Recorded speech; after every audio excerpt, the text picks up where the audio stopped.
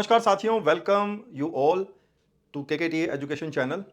आज के लेक्चर में हम बात करेंगे कॉमन टर्म्स जो यूज़ की जाती हैं स्टॉक मार्केट में, उसका पार्ट 2 के बारे में। पार्ट 1 आई होप आप लोगों ने देख लिया होगा, और जिसने नहीं देखा है वो मेक श्योर करें इससे पहले वाला जो वीडियो है पार्ट 1 करके वो कंप्लीट देख लें, एंड उसके बाद आप ये वीडियो देख सकते हैं। तो कॉमन टर्म का मतलब है कि भाई जो भी कॉमन टर्मिनोलॉजी यूज की जाती है स्टॉक मार्केट में, हम उसके बारे में बात कर रहे हैं। और ये वाला जो लेक्चर है ये पार्ट 2 है। पार्ट 1 में हमने आधी टर्म्स कवर कर ली हैं, आधी हम इसमें करेंगे। तो चलिए शुरू करते हैं। स्टॉक मार्केट में प्राइस का बहुत रोल होता है। आप जगह जगह आप देखेंगे कि प्राइस प्राइस प्राइस के बारे में बात होती है। प्राइस ऊपर गया, प्राइस नीचे गया, प्राइस का ये पैटर्न बन रहा है, प्राइस में वो सेटअप बन रहा है। आप काफ़ी ये सुनते होंगे। तो प्राइस का बड़ा मेन रोल है। तो जो स्टडी ऑफ प्राइस है उसको बोला जाता है प्राइस एक्शन। मतलब जब भी कोई भी इंस्ट्रूमेंट में बाइंग और सेलिंग होती है तो उस इंस्ट्रूमेंट के प्राइस में जो उतार और चढ़ाव होते हैं, उस उतार और चढ़ाव की जो स्टडी होती है उसको बोला जाता है बेसिकली प्राइस एक्शन, जिसके बेसिस पर आगे का प्लानिंग किया जाता है कि इसको हमें बाई करना है या उसको हमें सेल करना है। इसी के अंदर प्राइस के अंदर एक टर्म्स आप सुनोगे, वो है OHLC। इसका क्या मतलब है? Open, high, low and close. ये बहुत इंपॉर्टेंट डेटा पॉइंट होता है कभी भी आप जब प्राइस को रीड करेंगे उसके लिए। तो इसको हम हल्का सा ब्रीफ में समझ लेते हैं, बाद में हम जब कंटिन्यूएशन में जब हम चैप्टर्स आगे के जो एडवांस चैप्टर्स हैं उन पे बात करेंगे, टेक्निकल एनालिसिस के बारे में बात करेंगे, तो ये सारी चीजें हम डिटेल में पढ़ने वाले हैं। बट अभी के लिए मैं आपको ये बता दूं कि किसी भी पर्टिकुलर टाइम के लिए जब आप प्राइस की स्टडी करते हो, जैसे फॉर एग्जांपल आप बोलोगे कि आज के दिन क्या हुआ, तो आज के दिन जो पहला ट्रांजैक्शन हुआ वो क्या था? वो ओपन प्राइस था, जहां पे पहला ट्रांजैक्शन हुआ। जो लास्ट प्राइस था जब मार्केट क्लोज हुआ तो उस पे लास्ट क्या ट्रांजैक्शन हुआ, वो है क्लोजिंग प्राइस। दिन भर में मार्केट ने कितना हाई बनाया, कितना ऊपर तक गया, और कितना लो बनाया, कितना नीचे तक गया। ये जो चार डेटा पॉइंट होते हैं ये बेसिकली आपको जिस भी आप टाइम की बात कर रहे हो, जैसे एक पूरे दिन की बात कर रहे हो, एक पूरे महीने की बात कर रहे हो, या क्या पता आप एक घंटे की बात कर रहे हो, तो ये डेटा हर उस टाइम के लिए डिफरेंट डिफरेंट रहेगा। एंड इस इंफॉर्मेशन के बेसिस पे भी आप अपने आगे ट्रेडिंग डिसीजन करते हैं। तो ये हो गया OHLC डेटा। OHLC डेटा को रीड करते कैसे हैं, उसके लिए दो मेन चार्टिंग टेक्निक होती है। एक तो होती है कैंडल स्टिक चार्टिंग टेक्निक, जिसके अंदर कैंडल्स का यूज होता है। ये जो चार्ट का जो तरीका होता है, टाइप होता है, इसको कैंडल स्टिक बोलते हैं। इस पे भी ऑब्वियसली अब इस वीडियो में तो इतना नहीं कर सकते, तो हम आगे डिटेल में इन पे बात करेंगे। एक होता है बार चार्ट। मतलब बार के अंदर क्या होता है, इनमें दोनों में है ना, ओपन हाई लो क्लोज का डेटा होता है, लेकिन इसमें इनको प्रेजेंट करने का तरीका अलग अलग होता है। जो इसका विजुअली अपने इसको देखते हैं ना, तो ये अलग तरीके से दिखता है, जैसे ये कैंडल फॉर्म में दिख रहा है और ये एक बार फॉर्म में दिख रहा है। तो कुल मिला के आपको ये टर्म्स पता होनी चाहिए। ये बार चार्ट टेक्निक है, ये कैंडल स्टिक चार्ट टेक्निक है, ये OHLC डेटा है, और ये कहां आता है? प्राइस एक्शन के अंदर आता है। मतलब जब आप स्टडी ऑफ प्राइस करते हो तो वहां पे ये सारी चीजें आती हैं। इसी में एक और इंपॉर्टेंट डेटा पॉइंट होता है जिसको हम बोलते हैं वॉल्यूम। ये भी आपका यूज होता है ट्रेडिंग में काफी ज्यादा। वॉल्यूम क्या होता है? 10 शेयर किसी ने खरीदे और 10 शेयर किसी ने बेचे। मान लीजिए ये बायर है और ये सेलर है। इसने क्या किया? 10 शेयर खरीदे मतलब +10, और इसने क्या किया? 10 शेयर बेचे मतलब -10। तो इन दोनों के बीच में एक ट्रांजैक्शन हुआ। तो अब इस ट्रांजैक्शन में जो टोटल वॉल्यूम है वो हमेशा ऐड होता है buying volume plus selling volume. मतलब 10 + 10 मतलब 20। So the total volume is TV बोलते हैं इसको, टोटल वॉल्यूम इज 20। तो वॉल्यूम हमेशा buying volume plus selling volume को कहा जाता है। अभी कितने समय के लिए हो रहा है? आज पूरे दिन भर का वॉल्यूम बताओ, स्टार्टिंग के 5 मिनट का वॉल्यूम बताओ, है ना? तो वो अलग अलग टाइम फ्रेम के हिसाब से अलग अलग वॉल्यूम रहता है। But it is again a important term जो यूज आती है ट्रेडिंग में। ओके, नेक्स्ट सेगमेंट जो आता है वो आता है मार्केट मैकेनिक्स। मार्केट मैकेनिक्स मतलब मार्केट कैसे चलता है, उसमें जो टर्म्स यूज होती हैं उन पे हम बात कर लेते हैं। तो जो सबसे पहला चीज जो यूज होता है वो क्या है? Bid and ask. Bid and ask ये क्या होता है? बिड इज बायर, मतलब बायर जो है वो किस भाव पे खरीदना चाहता है वो रिप्रेजेंट करता है बिड। मान लीजिए कोई इंस्ट्रूमेंट है जहां पे 100 रुपया में 5 क्वांटिटी कोई बाई करना चाहता है, तो ये क्या हो गई? एक बिड हो गई। इसी तरह से आस्क क्या होता है? जो सेल करना चाहता है, मतलब जो सेलर है। मान लीजिए सेलर है, वो बोल रहा है 101 मतलब 101 रुपए पे मैं 5 क्वांटिटी बेचना चाहता हूं। तो इसको बोलते हैं बिड और इसको बोलते हैं आस्क। और ये जो बिड और आस्क दोनों का जो इंफॉर्मेशन है इसको हम लेवल 2 इंफॉर्मेशन या फिर मार्केट ब्रेथ भी बोलते हैं। अब इसी बिड और आस्क में एक दो चीजें और छुपी हुई है, उन पे बात करते हैं। एक तो होता है इन दोनों के बीच का डिफरेंस, मतलब 100 पे बायर रेडी है, 101 पर सेलर रेडी है, मतलब इनके बीच में जो स्प्रेड है वो कितना है, 1 रुपी का स्प्रेड है। मैं यहीं पे नोट लिख देता हूं, स्प्रेड मतलब 1 रुपी का स्प्रेड है। अब इस स्प्रेड का मतलब क्या होता है, देखिए मान लीजिए आज आपको भी यही सेम कोई भी जो भी इंस्ट्रूमेंट ये है आपको बाई करना है, तो आप क्या करोगे, आपके पास दो ऑप्शन है, या तो आप 100 रुपीज पे बाई करने के लिए आप भी ऑर्डर लगाओगे, या आप बोलोगे मैं इससे और ऊपर बाई करने को रेडी हूं, 100.10 पे मैं बाई करने को रेडी हूं। तो आप क्या कर सकते हो, आप यहां पे एक ऑर्डर लगा सकते हो, उसको हम बोलते हैं लिमिट ऑर्डर। तो इसी में एक और नया टर्म आ गया which is limit order. Limit order का मतलब होता है कि आपने किसी पर्टिकुलर भाव पे, प्राइस पे लगा दिया है कि मुझे यहां पे परचेज करना है, लेकिन सेलर वहां पे नहीं है, सेलर है 101 पे, तो आपका बिड यहां पे आ जाएगा, इसके ऊपर आपका बिड आ जाएगा, लेकिन आपको फिल तो नहीं मिला। यहां पे एक और नाम आ गया फिल। फिल का मतलब होता है कि आपका ऑर्डर एग्जीक्यूट हो जाना, उसका मतलब बोलते हैं फिल मिल जाना, ठीक है। तो यहां पे अब अगर कोई सेलर नीचे नहीं आ रहा है और आपको ये चीज लेनी है, तो आपके पास ऑप्शन क्या आता है कि आप 101 पे डायरेक्ट जाके उसे खरीद लो, ठीक है। तो आप कैसे खरीदोगे, आप एक मार्केट ऑर्डर लगाओगे बाई का, जो आपको 101 पे यहां पे फिल दिला देगा। तो इसको क्या बोलते हैं, मार्केट ऑर्डर। तो यहां पे आप एक चीज समझना, लिमिट ऑर्डर का और मार्केट ऑर्डर का डिफरेंस, मार्केट ऑर्डर डायरेक्ट पंच करता है जो भी यहां पे आपका ऑफर पे अवेलेबल है उसको। तो अगर आपने लिमिट ऑर्डर लगाया तो आप उसको प्राइस को डालोगे 101, मतलब 100.1020 जो भी आपको चाहिए, तो वो हो गया लिमिट ऑर्डर। लेकिन अगर आपने डायरेक्ट मार्केट ऑर्डर पंच कर दिया तो वहां पे आपको प्राइस नहीं डालना होता, जो भी मार्केट में अवेलेबल है ऑफर पे, अगर आप एक बायर हो तो ऑफर पे जो अवेलेबल है वो आपको मिल जाएगा।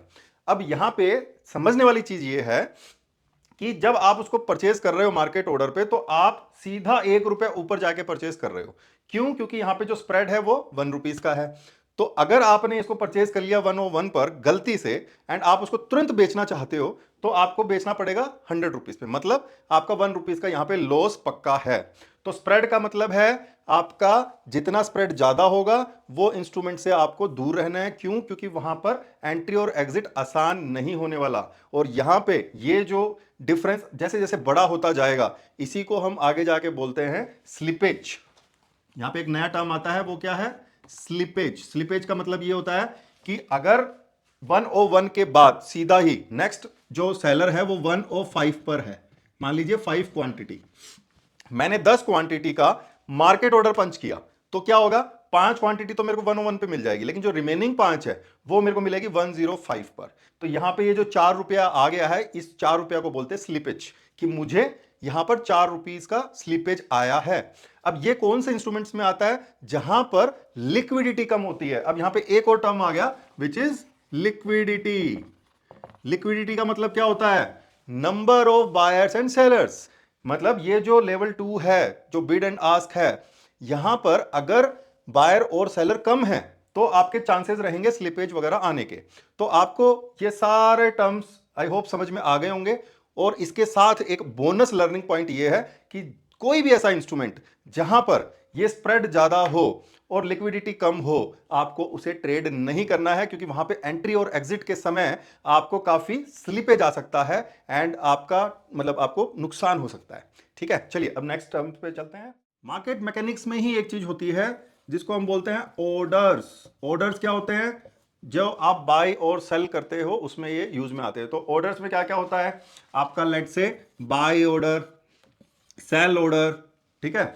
इसी के साथ कुछ अलग ऑर्डर्स भी होते हैं, जैसे कि स्टॉप लॉस ऑर्डर।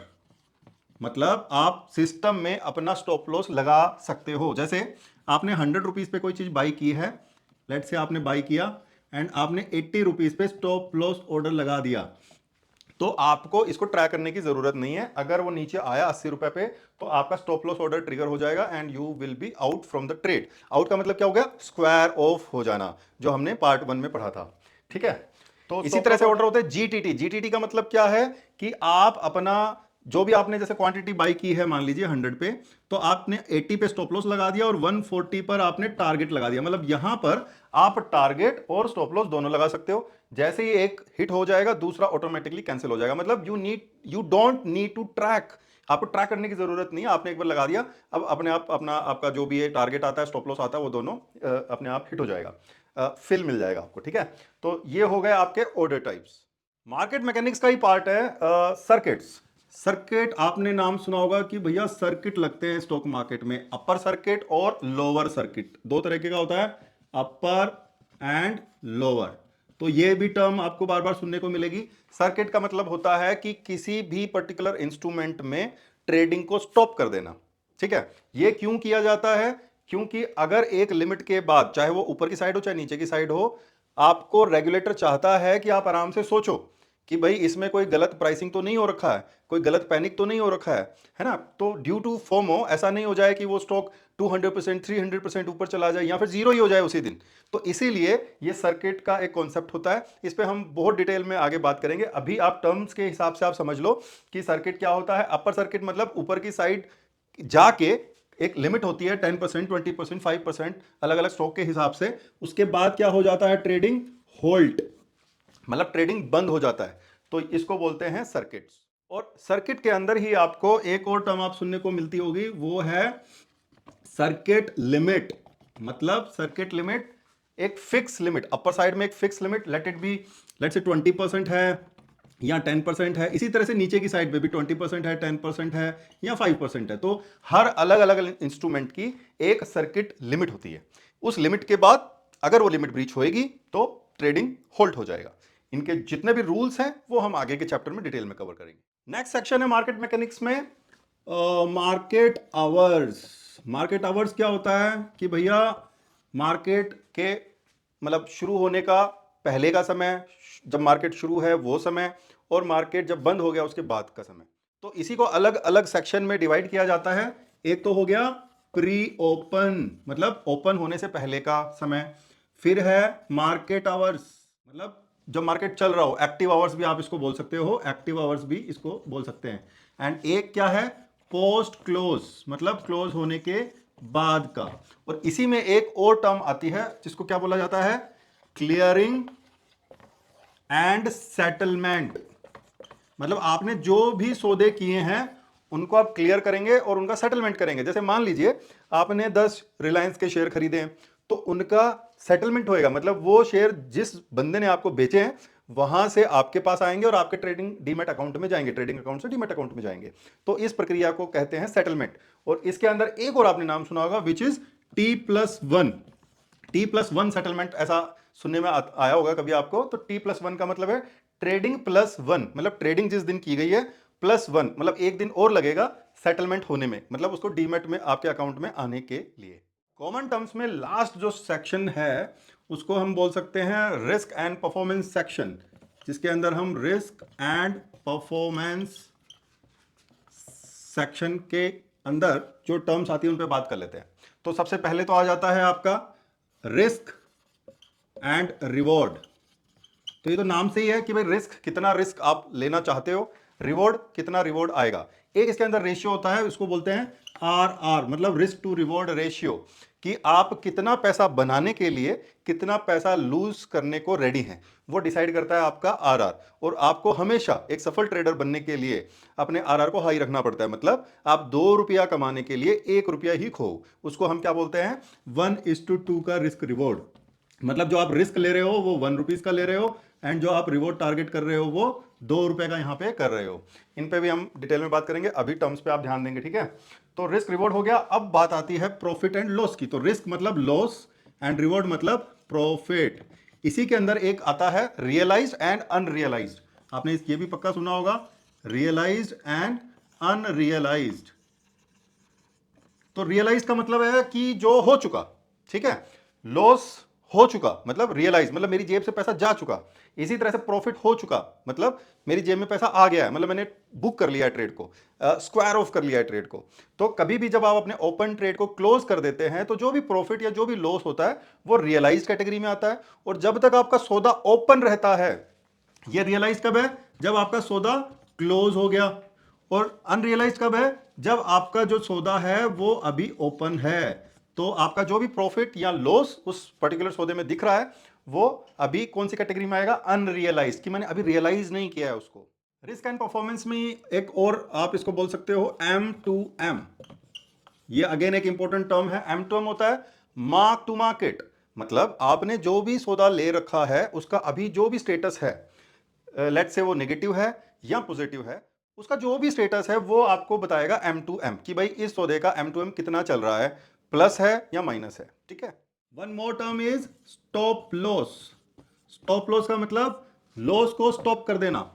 आप जब भी किसी भी पोजीशन में एंटर करते हैं तो you decide a stop loss कि भाई इसमें मेरा ये लेवल आ जाएगा तो आई विल एग्जिट, मतलब मैं इतना रिस्क लेकर आई विल एग्जिट, तो वो हो गया आपका स्टॉप लॉस। इसी तरह से एक और टर्म होता है, उसको बोलते हैं TSL या फिर ट्रेलिंग स्टॉप लॉस। जब आपका, जैसे आपने मान लीजिए ये 100 पे बाई किया एंड 80 पे आपने लगा दिया स्टॉप लॉस, अब ये स्टॉप लॉस ट्रेल भी होता है as per movement of this price. अगर मान लीजिए ये 110 पे गया और आपने इसका एक रूल बना रखा है कि आई विल ट्रेल, कि भाई ₹1 से जब मेरे प्रॉफिट में आएगा तो आई विल ट्रेल बाय ₹1, तो आपका ये भी ट्रेल हो जाएगा और नया TSL क्या हो जाएगा, ₹90। तो ये टर्म हो गया TSL। उसके बाद लास्ट टर्म जो हम डिस्कस करेंगे वो है वोलेटिलिटी। अब ये वोलेटिलिटी क्या होता है, जब भी मार्केट मूव करता है इन ईदर डायरेक्शन, वो या तो धीरे धीरे मूव करता है या ज्यादा मूव करता है, ठीक है ना, उसको हम सिंपल लैंग्वेज में बोलते हैं डेल्टा मूवमेंट, कि कितना बड़ा मूव आ रहा है।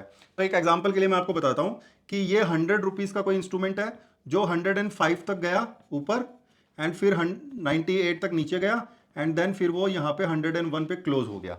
OHLC डेटा मैंने आपको बताया किसी भी एक कोई इंस्ट्रूमेंट का। ऐसा ही एक दूसरा इंस्ट्रूमेंट है, वो ₹100 पे ओपन हुआ, फिर वो सीधा गया ₹200 पे, देन वो आया ₹50 पे, देन वो यहाँ पे क्लोज किया ₹280 पे। Now these are two different instruments. तो इनमें डिफरेंस क्या है, इसका जो वोलेटिलिटी है वो ज्यादा है, इसके जो मूव्स हैं वो बहुत बड़े बड़े मूव्स हैं। आप देख सकते हो ये 100% का मूव किया, फिर ये वापस 100% का मूव किया, फिर ये यहाँ पे 200-300% का मूव किया, बट ये कितना मूव किया, 5%।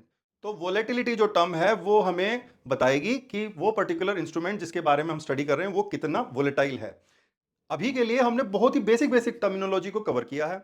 I am pretty much sure कि अभी काफी टर्म्स ऐसे होंगे जो बच गए होंगे। ऑब्वियसली वो जैसे जैसे हम आगे चलेंगे तो आगे चीजों में कवर हो जाएंगे। तो अभी के लिए एक बिगिनर के हिसाब से it is more than enough. अब हम आगे चलेंगे, ट्रेडिंग टर्मिनल के बारे में पढ़ेंगे नेक्स्ट अपने लेक्चर में, कि ट्रेडिंग टर्मिनल क्या होता है और उसको कैसे यूज करते हैं और उसकी क्या बेसिक फंक्शनैलिटीज होती हैं।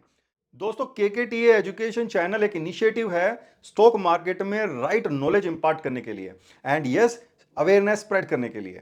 तो अगर आप ये चैनल को पहली बार देख रहे हैं तो मेक श्योर कीजिएगा इसे आप सब्सक्राइब कर लें एंड जो भी आपके क्वेश्चन क्वेरीज हैं उन्हें कमेंट बॉक्स में आप डालें, हम जरूर उसका आंसर करेंगे। एंड आप इस चैनल को ज़्यादा से ज़्यादा स्प्रेड करें अपने लव्ड वंस में, अपनी कम्युनिटीज़ में, यार दोस्तों के पास, एंड हमें ग्रो करने में हेल्प करें। ठीक है दोस्तों, मैं मिलता हूँ आपको नेक्स्ट ऐसे ही एक एजुकेशनल वीडियो में। Thank you.